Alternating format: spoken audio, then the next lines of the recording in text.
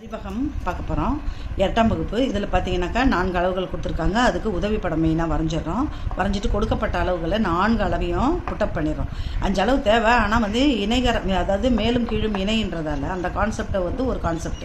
அதனால் 4 அளவுகள் தேவை. கொடுக்கப்பட்ட அளவுகளை போட்டுட்டு அந்த அளவுகளை குறிச்சிக்கிறோம். அந்த அளவின்படி ஏஆர் 7 சென்டிமீட்டருக்கு வரைஞ்சிக்கிறோம். ஏவை மையமாக வச்சு இந்த பாகை மானியால் என்ன செய்கிறோம், 100 டிகிரிக்கு ஒரு கோணம் அமைச்சிடும்.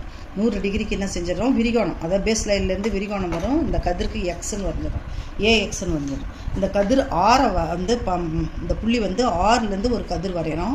அது எத்தனை டிகிரி, 60 டிகிரிக்கு ஒரு கதிர் வரையணும். அது ஒய் என்ற கதிர். இந்த கதிரையே 6.5 சென்டிமீட்டருக்கு பில் எடுத்து வெட்டோம். அது பார்த்திங்கனாக்கா எம் என்ற புள்ளி கிடச்சிச்சு.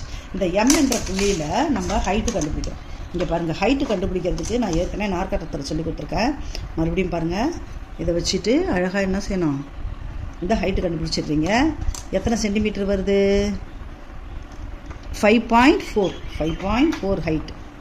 இப்போ இதே 5.4 ஹைட்டில் நம்ம மூவ் பண்ணணும். மூவ் பண்ணி எந்த இடத்துல நீங்கள் நினைக்கிறீங்களோ அந்த இடத்துல ஒரு புள்ளி வச்சுக்கணும். இப்போ புள்ளி வச்சுக்கிட்டு இதுக்கு பேரலான ஒரு கோடு போடணும்.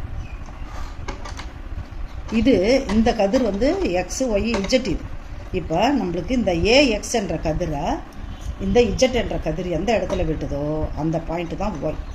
அந்த பாயிண்ட்டு தான் ஒய். நம்மளுக்கு எம் ஒய்க்கு அளவு கொடுக்கல, அதனால் நம்ம மெஷர் பண்ணணும். ஏன்னாக்கா பேஸும் டாப்பும் நம்மளுக்கு அளவு தேவை இல்லையா, அதனால் 4.2. இது என்னது, 4.2. ஸோ நம்ம இங்கே பாருங்கள், பரப்பளவு கண்டுபிடிக்கும் போது ஆஃபை போட்டுக்கிறோம். ஹைட் எத்தனை சென்டிமீட்டர் வந்தது, 5.4 வந்தது. ஏ அளவு, அதாவது பேஸ் அளவு 7 சென்டிமீட்டர் கிவனு. பி அளவு நம்ம கண்டுபிடிச்சது 4.2. இப்போ இவனையும் அடிச்சிட்டாக்கா 2.7 வருது.